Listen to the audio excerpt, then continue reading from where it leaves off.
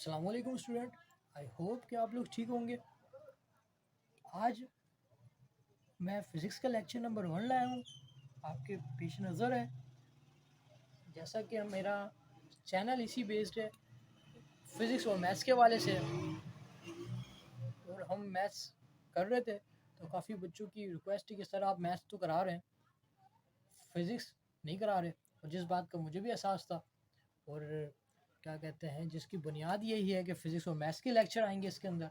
तो आज hopefully finally क्या chapter number 1 the scope of physics मैं लेकर आया हूँ। आज हम इंशाल्लाह 1.1 कवर करेंगे। जितने टॉपिक्स कवर हो गए हमसे, हम उतने कवर करेंगे। तो बच्चों, हम chapter number 1 the scope of physics 1.1 शुरू करते हैं। इसमें कुछ इंपॉर्टेंट थिंग्स हैं। लेक्चर शुरू करने से पहले मैं वो आपसे डिस्कस करना चाहता हूँ। कुछ इंपॉर्टेंट चीज़ें हैं वो मैं आपको बताऊंगा। और ये जो आपके सामने ये जो देख रहे हैं आप, ये स्क्रिप्ट तैयार की गई है जो मैंने खुद ही की है।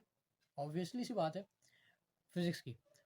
ओके, जो इम्पोर्टेंट चैप्टर थे, जो इम्पोर्टेंट थिंग्स थी, लॉ थे, कोई इक्वेशंस थी और थ्योरी थी जो मुझे लगता था रिवीजन होनी चाहिए, अच्छी तरह रिवीजन होनी चाहिए और वो कवर होनी चाहिए। तो उसका मैंने एक निचोड़ बनाया है, जिसे आप समरी भी कह सकते हैं। तो स्क्रिप्ट की बेस पे एक एक हेडिंग, पूरा चैप्टर मैंने स्क्रिप्ट खुद से बनाया, तो जिसकी मदद से क्या आपको आसानी रहेगी समझने में।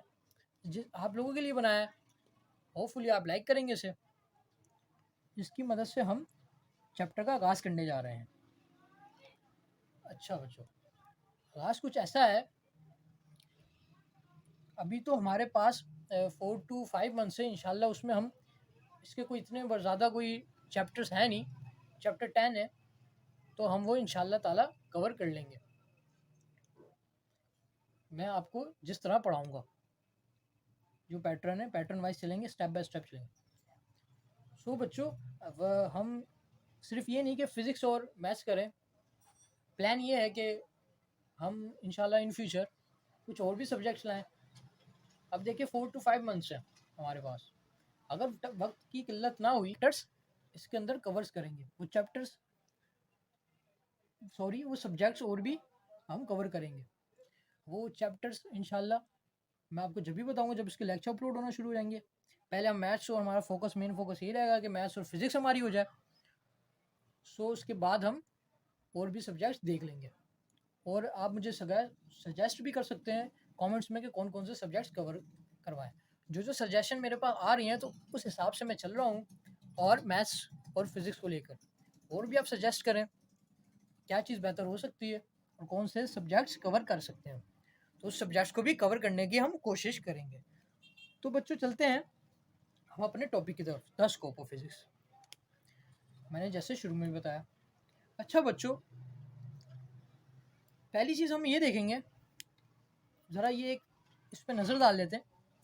मैंने लिखा है कि this is very important things in our life and many kind of field, this is the only chance to become a perfect any field, study और सब्जेक्ट्स।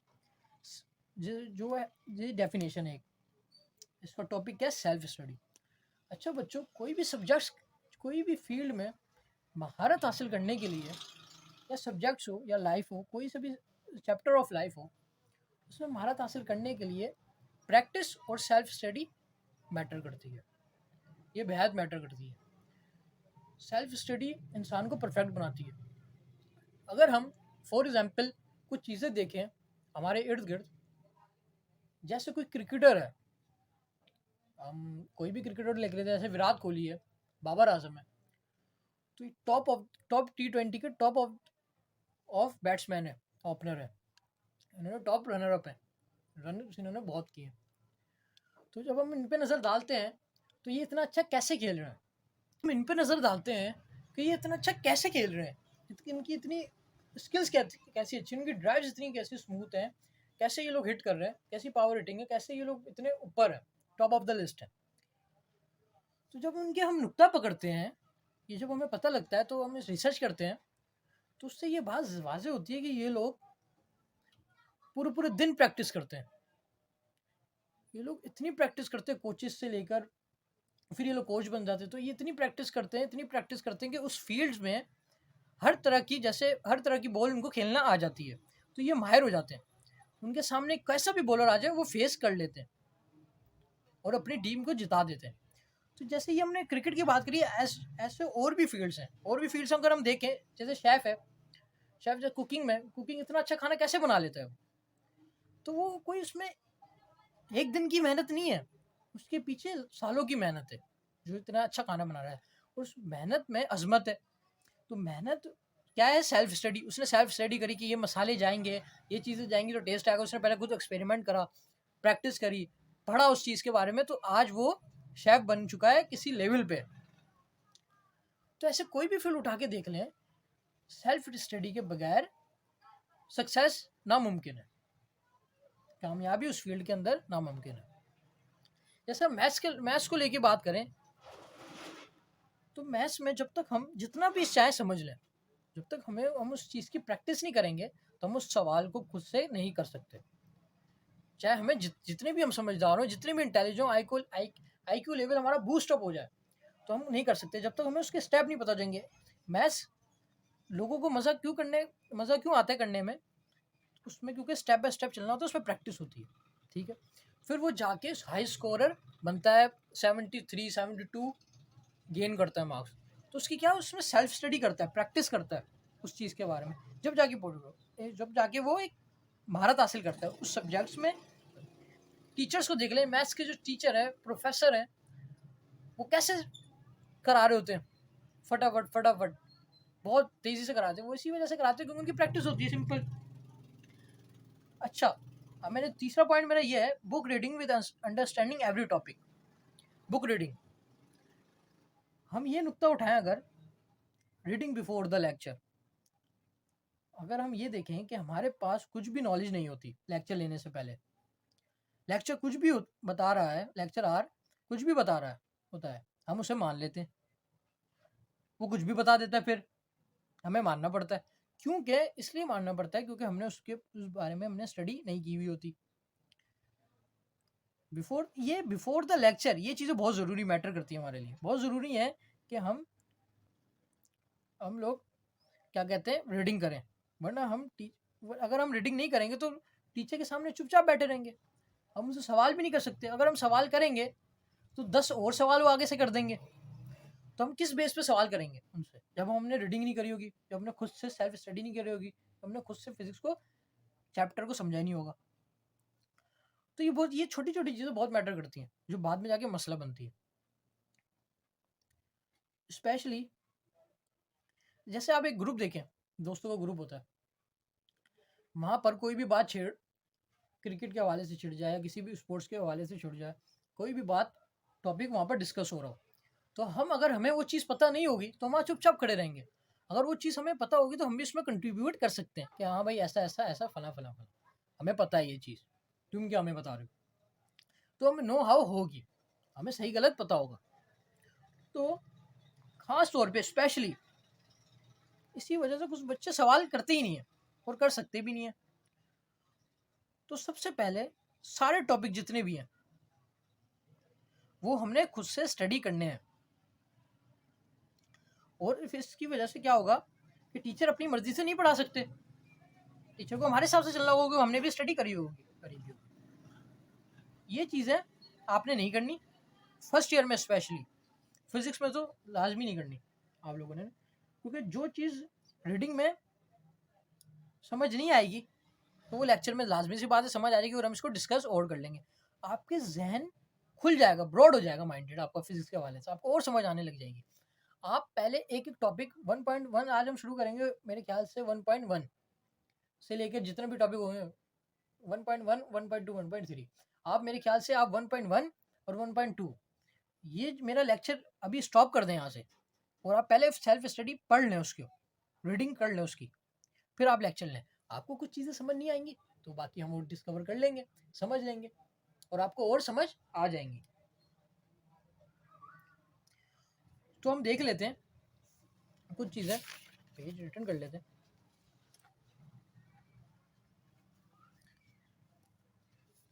ताकि आपको समझ आ सके।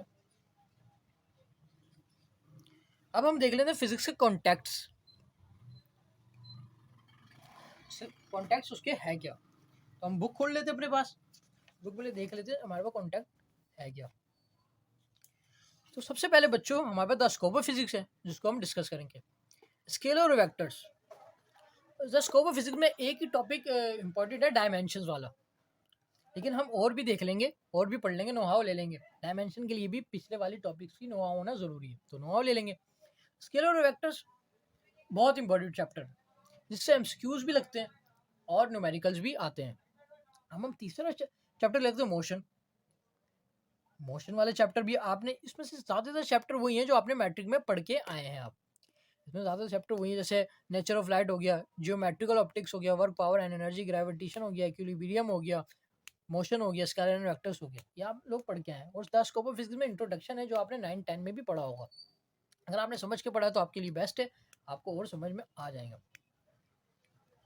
तो इसमें क्या है, ये वाले सारे टॉपिक हमने, मोशन इन 2 डायमेंशन है, torque, angular momentum and equilibrium, chapter number 6 है gravitation, work power and energy, 7 है 8 है वेव मोशन एंड साउंड है, 9 nature of light, 10 geometrical optics. तो इस साल हम एक एक टॉपिक कवर करेंगे डिटेल में टोटली, और इसमें से ज़्यादा चैप्टर आपको मैंने जैसे बताया 10th में है। स्केलर और वेक्टर्स को मिला के सारे चैप्टर हम पढ़ेंगे। अच्छा, हमें पता है इसके मोशन कितनी टाइप्स की होती है। मोशन हमारे पास कितनी टाइप की होती है, मोशन की हमारे पास 2 डायमेंशंस होती है। मोशन हमारे पास 2 टाइप की होती है, ठीक है ना, वो भी हम डिस्कस करेंगे। हम देख लेते हैं मोशन, मैट्रिक वाली मोशन जो एक लाइन में होगी या वर्टिकल होगी, मोशन इन 2 डायमेंशन। मैट्रिक वाली की मोशन है, मैट्रिक में हमने पढ़ा होगा मोशन हमारे पास कितनी टाइप की थी, 2 टाइप की मैट्रिक में पढ़ा था, एक वर्टिकल और एक ये हॉरिजॉन्टल, जो ये हमारे पास यहाँ पर मेंशन की हुई है मैंने। ये हमारे पास कितने टाइप की है मोशन, हमारे पास 2 टाइप की होती है, हॉरिजॉन्टल और वर्टिकल, जो हमने मैट्रिक में पढ़ी।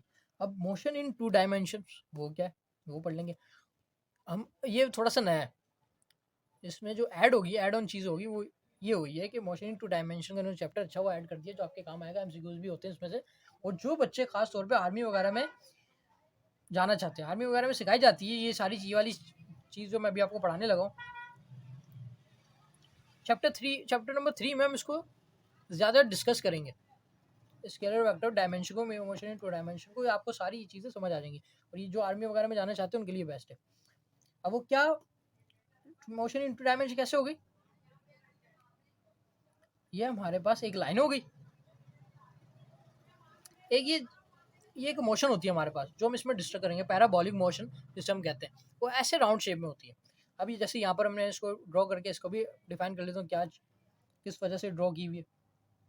अब वो मोशन क्या है हमारे पास, पैराबोलिक मोशन ही है, राउंड शेप में जो मोशन होती है उसको पैराबोलिक मोशन करते हैं। हमने ऐसे मोशन शुरू कर, नीचे क्या डाला, एक लाइन डाली, और हमने इसको स्ट्रेट कर दिया। स्केलर वेक्टर्स पे भी पढ़ेंगे, आर्मी में भी पढ़ाई जाती है। आर्मी में क्या पढ़ाई जाती है कि एक मिसाइल यहाँ से लॉन्च हुआ, इधर आया, तो उसकी बीच की, वो जब यहाँ से शुरू हुआ और कहाँ जाके गिरेगा, ये रेडियस बताना होता है हमें, इसकी कितने रेडियस में जाके थ्रू हुआ, और क्या इसका रेडियस हमें बैठ रहा है, और इसकी हमारे पास हाइट कितनी है, कितनी हाइट से ये जाके और किधर गिर रहा है। जब हमें हाइट मालूम होगी तो हमें ये पता होगा कि किधर थ्रू होगा और इसका रेडियस हो क्या है। जब हमारे पास हाइट मालूम हमें होगी, तो ये हमारे पास हाइट हो गई, ये रेडियस हो गया, और ये पैराबोलिक मोशन हो गई। तो इस सबको मिला के हमारे पास बनती है स्केलर वेक्टर्स। इसी पर डिपेंड करता है मोशन भी हमारे पास, इसी पर डिपेंड करता है बच्चों। जो हम स्केलर, जब आप इंशाल्लाह हम नेक्स्ट चैप्टर जो पढ़ेंगे स्केलर वेक्टर, और आपको समझ आ जाएगा, और जो बच्चे क्या कहते हैं आर्मी वगैरह में इंटरेस्ट लेते हैं, उनको और ज़्यादा समझ आ जाएगा। अब हम कुछ चीज़ें देख लेते हैं जो मैट्रिक्स से रिलेटेड है। अदर चैप्टर जो हमारे, वो है नेचर ऑफ लाइट। तो ऊपर कर लेते ताकि आपको नजर आए। मैट्रिक्स से रिलेटेड हमारे पास कुछ चैप्टर है, वो है नेचर ऑफ लाइट्स और जियोमेट्रिकल ऑप्टिक्स, ठीक है। ऑप्टिक्स वो जिसको हम फिजिकल ऑप्टिक्स भी कहते हैं, और पढ़ेंगे तो और समझ में आ जाएगा। Nature of light, geometrical optics, जो मैट्रिक्स से रिलेटेड ही है। ऑप्टिक्स क्या है? ऑप्टिक्स हमारे पास ऐसी ब्रांच होती है जो हमें ऑप्टिक्स हमारे पास ऐसी ब्रांच होती है जिसमें हम लाइट को डील कर रहे होते हैं या फिर स्टडी कर सकते हैं हम उसके बारे में, वो ऑप्टिक्स खिलाती है हमारे पास। जिसमें हम लाइट्स का सारा काम जिसमें हो रहा हो उसको क्या कहते हैं? सिंपल ऑप्टिक्स कहते हैं, और उसके बारे में स्टडी करते हैं तो ऑप्टिक्स। अब हम 1.1 का आगाज़ करते हैं। 1.1 हमारे पास क्या है? मैंने लिख लिया है यहाँ पर, इंट्रोडक्शन टू साइंस। बच्चों क्या है हमारे पास? इंट्रोडक्शन टू हमारे पास साइंस है। सबसे पहले हम ये जान लेते हैं कि साइंस क्या है, क्योंकि हमें पता है कि साइंस भी फिजिक्स की एक ब्रांच है। इंट्रोडक्शन टू साइंस हम सबसे पहले इसलिए ले लेंगे क्योंकि हमें पता है साइंस भी एक फिजिक्स की ही ब्रांच है। अब हम अब इसमें ये जानेंगे किस तरह इसकी क्लासिफिकेशन हुई और ये ब्रांचेस में ब्रेक हुई, किस तरह ये क्लासिफिकेशन में तब्दील हुई और ब्रांचेस में तब्दील हुई हमारे पास। जैसे हम ये देखते हैं, हमें एक चीज़ पाई जाती है इंसानों में, वो क्या?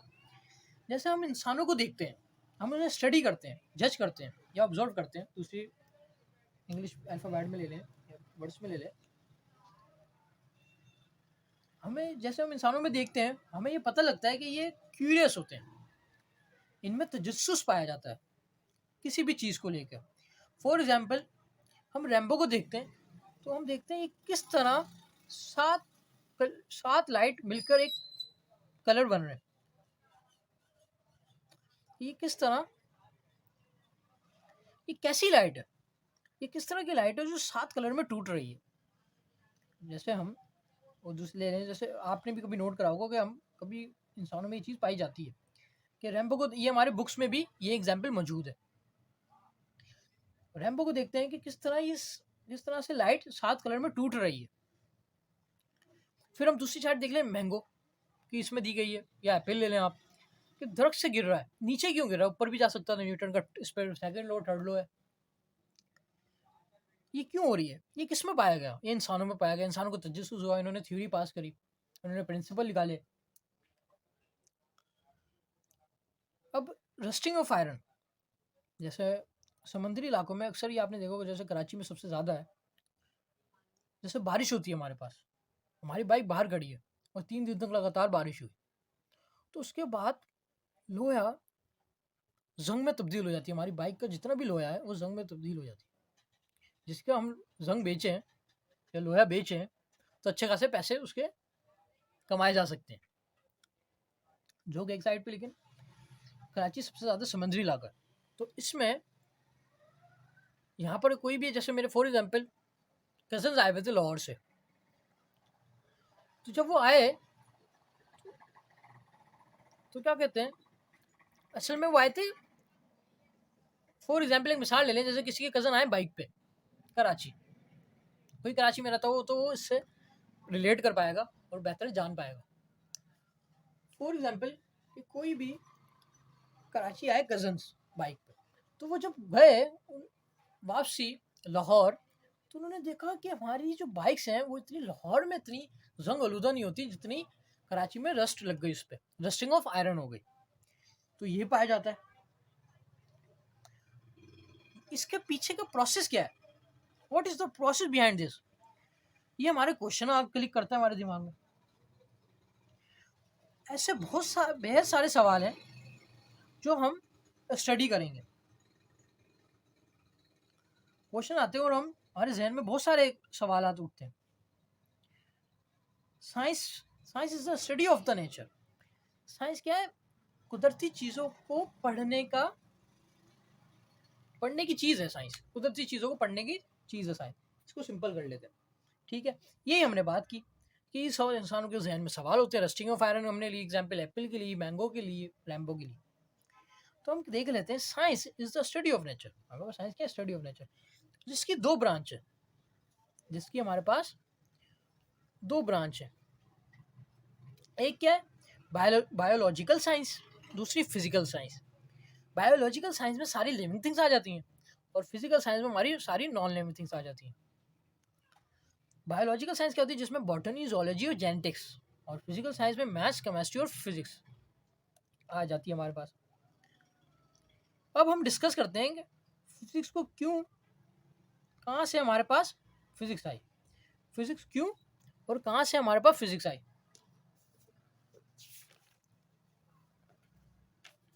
क्यों और हमारे पास कहाँ से हमारे पास फिजिक्स आई हमारे पास। फिजिक्स की हम डेफिनेशन देख लेते हैं। Physics is the branch of science which deal with the interaction of matter and energy। वो डील करता है मैटर को और एनर्जी को। हमारे पास साइंस की ब्रांच है फिजिक्स, और फिजिक्स क्या है कि साइंस की ब्रांच ही है फिजिक्स। समझ लेना आप बात को, कि साइंस ने ईजाद करी है फिजिक्स को, फिजिक्स ने साइंस ईजाद नहीं करी। Science is a branch of physics with interaction, वो इंटरेक्ट करती है मैटर को और एनर्जी से। वो क्या है, हमारे पास फिजिक्स है। इसमें हम ये स्टडी करते हैं कि ये मैटर और एनर्जी कहाँ से आई और इसका ओरिजिन क्या है। ये मैटर और एनर्जी कहाँ से आई, इसका ओरिजिन क्या है। This is the definition of physics. अब इसके बाद ये हमारे पास कुछ पॉइंट्स हैं, वो पॉइंट्स देख लेते। पॉइंट्स क्या है हमारे पास। Physics is a tool by which we can search the universe. Physics हमारे पास ऐसा टूल है जिसकी मदद से हम तलाश कर सकते हैं दुनिया को, सर्च कर सकते हैं, एक्सप्लोर कर सकते हैं। Find the everything in universe. अगर आपको किसी भी चीज़ के बारे में जानना है कि ये कैसे परफॉर्म हुई, या किस तरह से ऐसे आई और ये किस तरह से रोटेट कर रही है। जैसे फॉर एग्जांपल यूनिवर्स, जैसे यूनिवर्स है, बारे में जानना है कि किस तरह से परफॉर्म कर रहा है यूनिवर्स, किस तरह से रोटेट कर रही है यूनिवर्स अपने ऑर्बिट में, या फिर इसका वजूद किस तरह हुआ। फिजिक्स हमारे पास ऐसा टूल है जिसकी मदद से हम जान सकते हैं सूरज किस तरह से, जान सकते हैं इन सब के बारे में।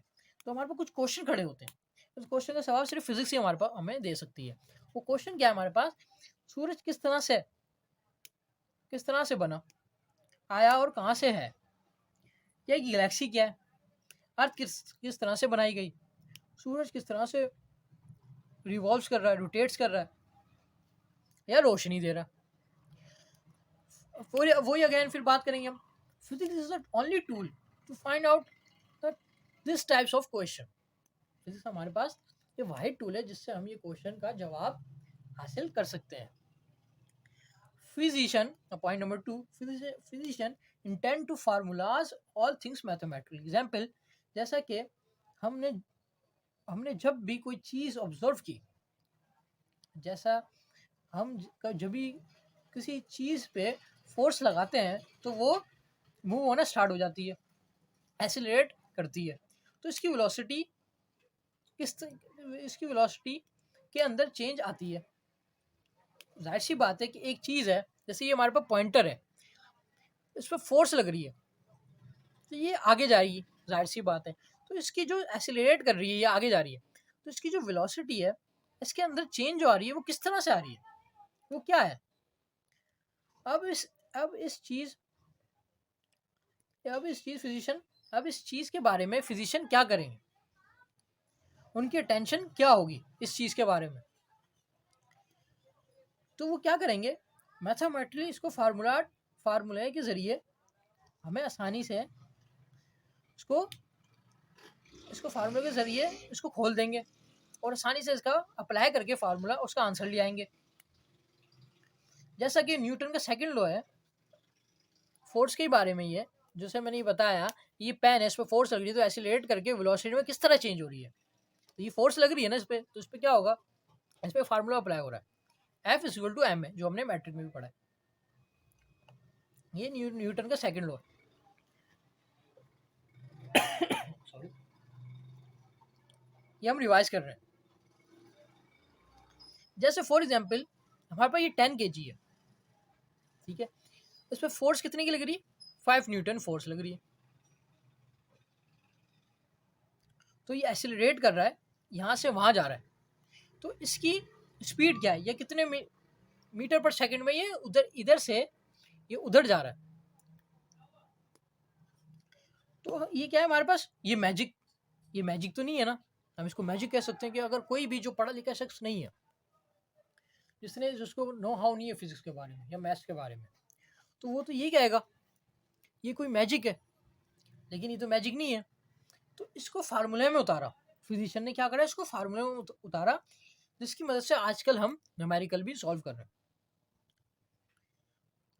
तो ये मैजिक नहीं है, कोई भी जो देखेगा वो मैजिक ही कहलाएगा। लेकिन इसकी अगर हम एक और मिसाल लें, तो जैसे हम एक न्यूमेरिकल है हमारे पास, वेलोसिटी हमारे पास है, इसकी हमने वेलोसिटी ले ली 4 मीटर पर सेकंड, इसके हमने क्या ले लिया, जो फासला है वो 10 मीटर, तो इसकी टॉर्क क्या होगी, तो टॉर्क किससे पता चलेगी, F=m है। जाहिर सी बात है, हम इसमें जब ये पुट करेंगे तो हमारे पास टॉर्क निकल के आ जाएगी। फिर हम इसको एक और देखते हैं कि वेलोसिटी हमारे पास 4 मीटर पर सेकंड है, डिस्टेंस हमारे पास क्या है, कुछ नहीं है, हमारे पास टॉर्क हमारे 30 सेकंड में है कि वो 30 सेकंड में वहाँ पहुँचा। लेकिन उसने जो पूरा फासला उसका जो डिस्टेंस है वो कितना है, जो उसने 30 सेकंड में वहाँ पहुँचा, 4 मीटर पर सेकंड की रफ्तार से वो फासला को तय कर रहा था, तो कितनी स्पीड से वो वहाँ पहुँचा, उसका फासला क्या था, स्पीड से वो 30 सेकंड से पहुँचा और वेलोसिटी 4 मीटर पर सेकंड से चल रहा था, तो उसका डिस्टेंस, वो जो पूरा फासला है वो कितना था। तो इसका जो फार्मूला हम देख लेते हैं, उसका फार्मूला क्या होगा, v = डिस्टेंस अपॉन टी। हम इसमें जब ये फार्मूले में पुटिंग करेंगे वैल्यू, तो हमारे पास आंसर निकल के आ जाएगी दोस्तों, जाहिर है हमारे पास सिंपल आंसर निकल के आ जाएगी। तो ऐसे फिजिशियन ने हमें चेंज करा मैथमेटिक्स के थ्रू, फार्मूलाज मैथमेटिक्स है पूरी, फिजिशियन जो फिजिक्स है हमारी पूरी मैथ्स है, मैथ्स के जरिए फिजिशियन ने क्या करा, इसको फार्मूले में चेंज करा, जिसकी मदद से हम कोई भी चीज़ का सोल्यूशन निकाल सकते हैं, और जिसको अनएजुकेटेड पर्सन मैजिक भी कह सकते हैं। तो ये हमें समझ आ गई पॉइंट नंबर 2 कि physician intend to formulas all things mathematically, वो कैसे सारी चीज़ें फार्मूला के थ्रू करते थे। हम नेक्स्ट देख लेते हैं कि नेक्स्ट में हमारे पास क्या है, ये बड़ा मजे का है।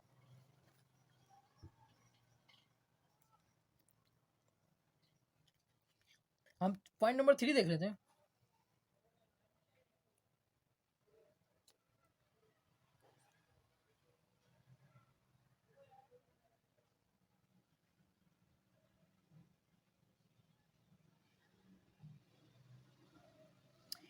हम अगर छोटी से छोटी चीज़ से लेकर बड़ी से बड़ी चीज़ फाइंड आउट कर सकते हैं फिजिक्स के थ्रू बआसानी, फिजिक्स के जरिए काम आती हैं ये चीज़ें, हमारे को काम आती है, इट्स मीन कि वहाँ पर फिजिक्स मौजूद है, वहाँ पर हमारे पास फिजिक्स मौजूद है। जैसे हमारे पास ये न्यूटन है, ये क्या हमारे पास न्यूटन है, एक पार्टिकल यहाँ पर मौजूद है और इसके राउंड ग्राउंड एक सर्कल घूम रहा है, ये ऑटम है, ठीक है, ये ऑटम है, इसके पार्टिकल्स हैं, ये इतना बड़ा यहाँ पर घूम रहा है, ये यहाँ पर घूम रहा है। ये ऑटम और पार्टिकल आपको पता है कितने छोटे छोटे से होते हैं, बिल्कुल छोटे छोटे छोटे से, ऐसे ये रिवॉल्व कर रहे हैं राउंड में हमारे इर्द गिर्द, फिर इसके भी अंदर, फिर इसके भी अंदर, फिर इसके भी अंदर। जैसे हमारा सन है, सन के इर्द गिर्द ये हमारे जो और प्लैनेट है वो रिवॉल्व कर रहे हैं और ऑर्बिट घूम रहे हैं हमारे। वो किस तरह से हमें पता चलता है कि वो घूम रहे हैं, या वो हमें किस तरह से ये हमने फाइंड आउट करा, इस चीज़ को हमने ऑटम्स को कैसे फाइंड आउट करा, और इतनी बड़ी सन कितना बड़ा है एज यू नो सर, उसको हमने कैसे फाइंड आउट करा, ये सब हमने फाइंड आउट फिजिक्स के ही थ्रू करा। जब साइंस का वजूद आया, जब साइंस ने तरक्की की, तो इसने ये फाइंड आउट करा किसके जरिए करा, फिजिक्स के जरिए। फिजिक्स साइंस की ब्रांच है। तो एक ऑटम है, फिर न्यूक्लियस है, उसके अराउंड इलेक्ट्रॉन्स हैं जो मूव कर रहे हैं। जैसे ये हमारे पास एक ऑटम है, फिर न्यूक्लियस है बीच में जो है, उसके अराउंड इलेक्ट्रॉन्स हैं जो मूव कर रहे हैं। वो हमें क्या खिलाएगा, वो मैक्रोस्कोपिक लेवल कराएगा, बिल्कुल छोटे छोटे छोटे छोटे हमारे पास इलेक्ट्रॉन्स है, वो कैसे फाइंड आउट करें? वो माइक्रोस्कोप, जो हमारा ये जो लेवल है इसका जो प्रोसेस, वो क्या कराएगा? Microscopic level. ठीक है, हम इसके देख रहे हैं कि from microscopic level to macroscope level physics is needed. हमें ये पता है कि छोटे से छोटे लेवल को फाइंड आउट करने के लिए या बड़े से बड़े सन मून को फाइंड आउट करने के लिए फिजिक्स ज़रूरी है। और हमने ये जब फाइंड आउट करी हैं चीज़ें, ये हमने फिजिक्स के थ्रू करी हैं। तो हमें एक चीज़ पता है कि जब हमने ये चीज़ डिस्कवर करी, ये न्यूक्लियस है और इर्द गिर्द उसके क्या है, ऑटम्स है, और ये हमने कैसे मुमकिन था ये हमें जानना कि ये न्यूक्लियस है, आटम्स है, ये कैसे हमने फाइंड आउट करी? तो हमने माइक्रोस्कोपिक लेवल से फाइंड आउट करी उसके ज़रिए। तो इसका मतलब क्या हुआ कि माइक्रोस्कोपिक लेवल इज़ नेसेसरी, ये हमारे लिए ज़रूरी है ऐसी छोटी छोटी चीज़ों को फाइंड आउट करने में। आगे इसके डिटेल भी पढ़ेंगे हम। एक सन है हमारे पास जिसका मास बहुत ज़्यादा है। सन के अराउंड हमारे प्लैनेट्स घूम रहे हैं, जैसे मरकरी हो गया, वेनस हो गया, अर्थ हो गया। तो ये फाइंड आउट करना कैसे मुमकिन था? ये माइक्रोस्कोपिक लेवल के ज़रिए मुमकिन था, और हमने ये फाइंड आउट करा माइक्रोस्कोपिक के लेवल, हमने माइक्रोस्कोपिक के तहत ही हमने ये फाइंड आउट करा। तो माइक्रोस्कोपिक के लेवल ही हमने ये फाइंड आउट करी थिंग्स, ये चीज़ें। इसमें कुछ सिमिलैरिटीज़ हैं, वो देख लेते हैं। जिसको डिफाइन करने में इन सब ने फिजिक्स की ज़रूरत है, इन सब में फिजिक्स की ज़रूरत है, इसके बगैर डिफाइन नहीं हो सकती। तो अब ये हम याद रखें कि हम ये टॉपिक कौन सा डिस्कस कर रहे हैं। हम ये डिस्कस कर रहे हैं टॉपिक इंट्रोडक्शन टू साइंस। अभी मैं आपको ये हमारा टॉपिक चल रहा है कि हम साइंस को इंट्रोड्यूस करा रहे हैं। ये जहन में रखिएगा बात। हमें ये जहन में आती है बात कि मूव कैसे कर रहे हैं, ये हमारे तजस्सुस रहता है इस बात का, मूव कैसे कर रहे हैं, या फिर ये कैसे इसके फिर इसके लॉस क्या है। थोड़ी बहुत बातें जो बुक के अंदर मिलेंगी और थोड़ी बहुत नहीं मिलेंगी, मैंने कहीं पढ़ी थी तो मैं यहाँ पर नोट कर ली। थोड़ी सी चीज़ें उसमें मिलेंगी, थोड़ी बहुत नहीं मिलेंगी, क्योंकि मैंने कहीं पढ़ी थी तो यहाँ मैंने नोट कर ली, इसकी स्क्रिप्ट बना ली। सारी चीज़ें बुक्स में मौजूद नहीं है। अब हम बात कर लेते हैं इंट्रोडक्शन टू फिजिक्स। इंट्रोडक्शन कैसे वजूद में आई फिजिक्स? क्या पता है या क्या पता ना हो हमारे पास, आप देख लें। आप ये चीज़ें सारी देख लेना, क्या पता हो या क्या पता ना हो, तो हमारे पास आप देख लेना ये सारी चीज़ें बुक्स में हो या ना हो। ये सारी क्या चीज़ें हमारे पास डिस्कवर हमने की आज, introduction to physics and introduction of science. हम दूसरा टॉपिक देख लेते हैं। दूसरे टॉपिक में हमें क्या बताया जा रहा है कि हिस्ट्री ऑफ फिजिक्स। क्या हमें हिस्ट्री बताओ कि फिजिक्स क्या है, क्यों आई, कैसे आई, किसने तख्लीक करी, उसका वजूद क्या है, इसके लॉज क्या है, इसका ओरिजिन क्या है, इसका बिट क्या है, हम वो देखते हैं। जब से हमारे पास फिजिक्स मौजूद है, जब से इंसान का जन्म हुआ है, जब से हमारे पास फिजिक्स मौजूद है, जब से इंसान ने समझना और सोचना शुरू किया। एग्जाम्पल हमारे पास क्या दी गई है? कैव मैन की दी गई है, गारों में रहने वालों की दी गई है, जो गारों में रहते थे।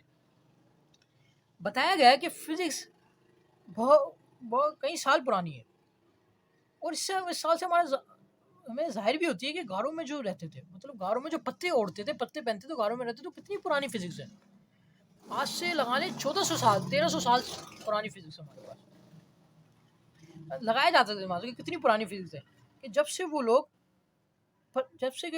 पत्थर को रगड़ कर आग जलाते थे, जो गारों में रहते थे वो आग जलाते, तो वो क्या है, जो आग जलाते थे वो भी क्या है, वो फिजिक्स का है। वो इंसान ने समझना शुरू करा तो वो क्या है, फिजिक्स है। जब फिजिक्स हमारे पास वजूद आ गया था, जब से इंसान ने सोचना शुरू करा। एक मिसाल देखिए, गारों में रहते थे। अब इसमें ये भी पता है कि फिजिक्स के जब से हमारे पास फिजिक्स मौजूद है, सबसे लोग पत्थर रगड़ कर आग जलाते थे। फिर हमारे पास एक और एग्जाम्पल दी गई चाइनीज़ की बुक में। चाइनीज़ जानते थे कि पेपर कैसे बनाया जाता है, और पहला पेपर ही इन्होंने बनाया। चाइनीज जानते थे कि पेपर कैसे बनाया जाता है। पहला पहला पेपर जो बनाया था वो याद रखें कि चाइनीज ने बनाया था, और यही जानते थे कि पहला पेपर कैसे बनाया जाता है। तो ये क्या हुआ, ये फिजिक्स का वजूद वहां से शुरू हो गया। फिजिक्स का वजूद हमारे पास शुरू हो गया। फिर हमारे पास तीसरी जो मिसाल दी गई है वो इजिप्शियन मिस्री लोग की दी गई है। ये लोग फिजिक्स के मॉडल से, ये लोग फिजिक्स के जरिए मेजरमेंट करते थे सैलाब की, पानी की मेजरमेंट करते थे कि पानी कहाँ पर पहुंचा, क्या होने वाला है, क्या कंडीशन है पानी की।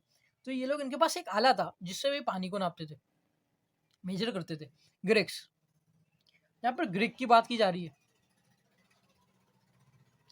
जितने भी साइंटिस्ट हैं, बेहद सारे लोग हैं, ऑल साइंटिस्ट जितने भी हमारे, उन्होंने बहुत सारे लो दिए और इनकी बेहद सारी कंट्रीब्यूशन है फिजिक्स को डेवलप करने में और साइंस को डेवलप करने में। ग्रीक्स लोगों ने बहुत सारा हमारा हाथ बटाया फिजिक्स को डेवलप करने में।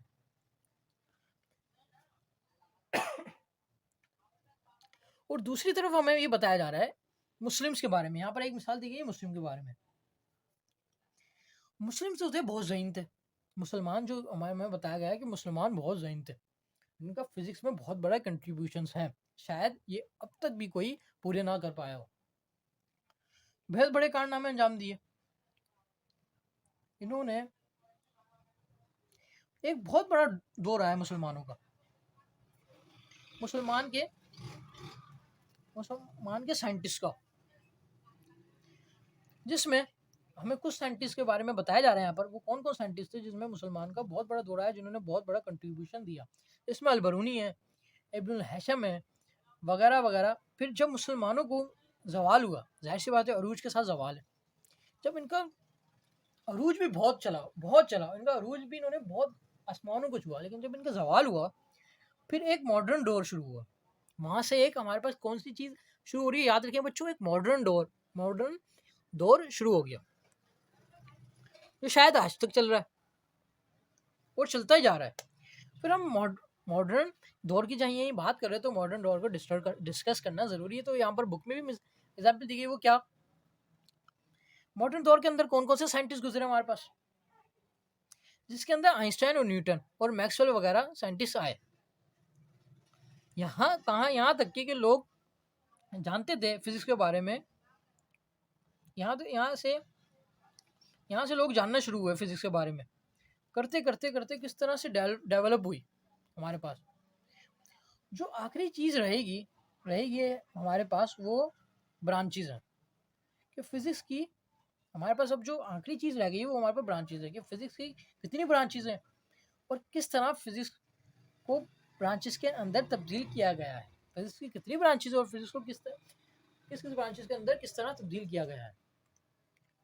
तो हमने ये सारे दौर की बात कर ली, सारे लोगों की बात करी, किस तरह फिजिक्स वजूद में आई, ये एंड चल रहा है इसका, इसे तब्दील किया गया फिजिक्स के अंदर। अगर आपको फिजिक्स के अंदर को जानना है तो फिजिक्स कैसे और कैसे कौन कौन सी ब्रांचेज है।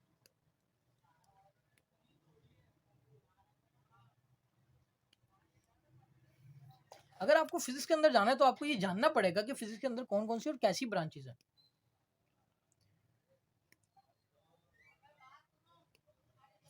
फिजिक्स के अंदर हमारे पास एक होते क्लासिकल फिजिक्स है और क्वांटम, जिसे हम मॉडर्न फिजिक्स भी कहते हैं। क्लासिकल फिजिक्स में वही आ जाती है न्यूटन की सारी चीज़ें, न्यूटन की चीज़ें आ जाती हैं। क्वांटम फिजिक्स मॉडर्न फिजिक्स हो गई हमारे पास। इसमें हमारे पास कुछ चीज़ें ये लगी गई हैं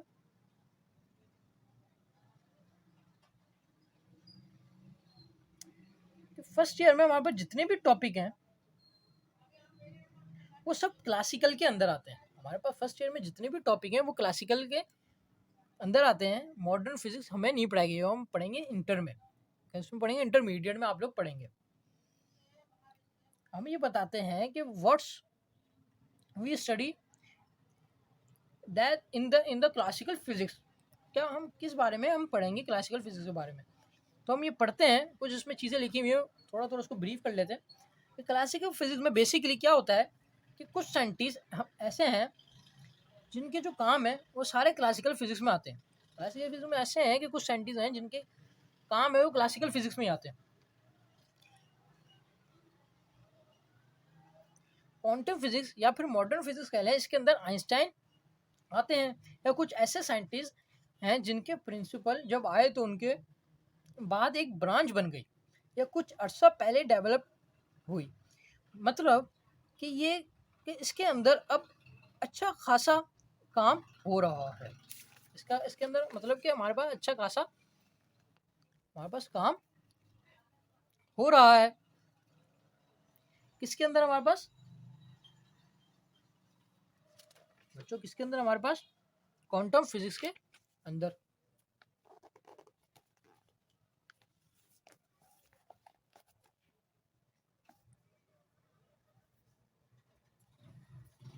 मैं थोड़ा सा ऐसे कर लेता हूँ ताकि आप लोगों को नजर आ जाए।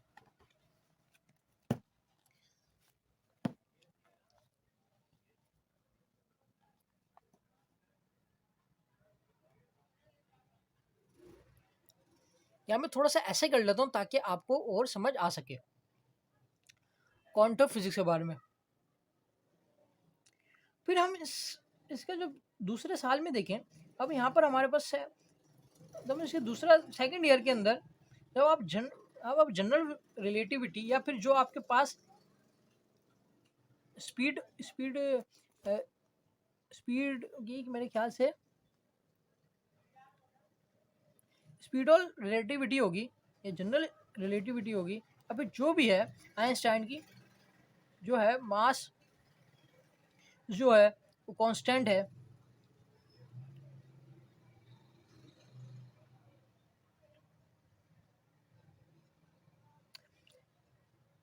सेकंड ईयर के अंदर जब आप जनरल रिलेटिविटी या फिर जो भी आपके पास होगी उसमें पढ़ेंगे तो ये क्या है हमारे पास, इसके अंदर जो आइंस्टाइन की जो थ्योरी है या हमारे पास क्वांटम फिजिक्स है, इसके अंदर हमारे पास मास क्या है, मास वो कांस्टेंट नहीं आएगी। सेकंड ईयर के अंदर जब आप जनरल रिलेटिविटी या फिर आपके पास जो भी रिलेटिविटी होगी स्पीडल रिलेटिविटी की मेरे ख्याल से, फिर जो भी आप आइंस्टाइन की जो है मास जो भी पढ़ेंगे उसके अंदर क्या होगा, वो मास कांस्टेंट कांस्टेंट नहीं है, उसके अंदर टाइम हमारे पास कांस्टेंट नहीं है। क्वांटम फिजिक्स में बल्कि क्लासिकल में ये सब कांस्टेंट है, क्वांटम फिजिक्स में ये सब कांस्टेंट नहीं है, मास और टाइम हमारे पास कांस्टेंट नहीं है, लेकिन जबकि क्लासिकल फिजिक्स में ये सब कांस्टेंट है। क्वांटम फिजिक्स की बातें यहाँ आएंगे तो हमारे पास क्वांटम फिजिक्स की बातें शुरू होंगी। आइंस्टाइन का शायद आपने अभी तक सेकेंड ईयर के अंदर जब आप जनरल रिलेटिविटी या फिर जो आप अपने आपके पास स्पीडो रिलेटिविटी या जो भी होगी आपके पास आइंस्टाइन की, उसमें क्या होगा कि मास और टाइम कांस्टेंट नहीं होगा, बल्कि क्लासिकल में टाइम और मास कांस्टेंट मिलेगा आपको। यहाँ पर आके क्वांटम फिजिक्स की बातें शुरू हो जाएंगी। आइंस्टाइन का शायद आपने अभी तक एक भी लॉ नहीं पढ़ा होगा, आप सेकेंड ईयर में पढ़ेंगे, जैसा मैंने आपको बताया आइंस्टाइन की रिलेटिविटी थ्योरी वगैरह के बारे में। अगर हम यहाँ देखें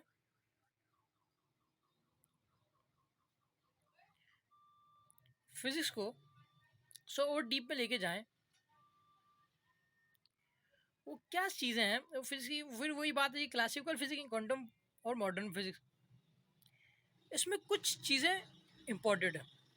वो क्या इसमें क्लासिकल फिजिक्स में कौन कौन से साइंटिस्ट आ जाते हैं और मॉडर्न फिजिक्स और क्वांटम फिजिक्स में कौन कौन से साइंटिस्ट आ जाते हैं हमारे पास। क्लासिकल फिजिक्स में देखें कि Newton, Galileo, Kepler and Maxwell, इनके जितने भी लॉज या प्रिंसिपल हैं वो जो वर्क करते हैं वो सारे क्लासिकल फिजिक्स में आते हैं। और क्वांटम फिजिक्स में हाइसेनबर्ग जिन्होंने अनसर्टेनिटी प्रिंसिपल जो पास करा था केमिस्ट्री में, आप चैप्टर नंबर 3 में पढ़ेंगे जो प्री इंजीनियरिंग वाले बच्चे देख रहे हैं। आइंस्टाइन ने इसमें काम करा है, क्वांटम फिजिक्स मॉडर्न फिजिक्स में बहुत काम करा है। रिलेटिविटी थ्योरी जो दी थी जो आप सेकेंड ईयर में पढ़ेंगे, स्पीडोल रिलेटिविटी भी उन्होंने दी थी। डी ब्रॉगली है, हाइपोथेसिस रोल लॉ जिसने पास किया था, ये भी आप सेकेंड ईयर में पढ़ेंगे। जो सेकेंड लॉ सेकेंड ईयर में आप लोग पढ़ेंगे जैसा कि मैंने आपको बताया है। और हम नेक्स्ट टॉपिक पे तरफ चल लेते हैं कि क्लासिकल फिजिक्स क्वांटम फिजिक्स, इसके हम पॉइंट देख लेते हैं। जिसमें हम मैक्रो जो बड़ी थिंग्स जैसे मैंने पहले बताया, जिसमें हम सन की बारे में बात कर रहे थे, सन का मास बहुत ज़्यादा, ये बड़ी चीज़ है। तो जिसमें macro thing we discussing in classical physics, जो हम बड़ी चीज़ें हम मैक्रो थिंग्स और हम डिस्कस करते हैं क्लासिकल फिजिक्स में। एटॉमिक बेहद छोटी छोटी सतह की चीज़ें पढ़ते हैं हम क्वांटम और मॉडर्न फिजिक्स में, जिसका टाइम लेंथ और हमारे पास मास कांस्टेंट नहीं होता।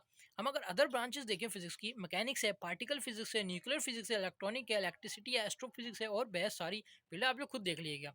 9-10 में दोस्तों मेरे बच्चों में भी आप लोगों ने पढ़ी हुई हैं ये सारी चीज़ें, मेरे ख्याल से आपने बहुत सारी पढ़ी हुई होंगी, ब्रांचेस वगैरह, मेन ब्रांचेस वगैरह 2 हो रहे हैं, इसकी आप बहुत सारी हैं, आप लोग देख लीजिएगा क्या क्या हो रहा है। तो तो यहाँ पर बच्चों हम यहाँ पर लेक्चर का एंड करने 1.1 हमारे पास यहाँ पर ख़त्म होता है। आई होप कि आपको समझ आया होगा, और आपका नेक्स्ट लेक्चर के लिए टास्क ये है कि आप 1.2 से लेके 1.4 तक चैप्टर रीड करेंगे जैसे आपको मैंने बताया, और कोई भी कन्फ्यूजन या कोई भी क्वेश्चन हो तो आप वो कमेंट में पूछ सकते हैं, और हम इंशाल्लाह इस्लाम एंड साइंस के बारे में और हम देख लेंगे कौन कौन से टॉपिक्स हैं, हम उसको कवर करेंगे। ये सारे इंपॉर्टेंट टॉपिक थे जो मैंने आपको बताए हैं, और जो इंपॉर्टेंट नहीं भी थे उसको भी हम डिस्कस कर रहे हैं। तो दोस्तों इस नोट के बच्चों इस नोट के साथ कि आप लोग सब अपना बेहद ख्याल रखेंगे।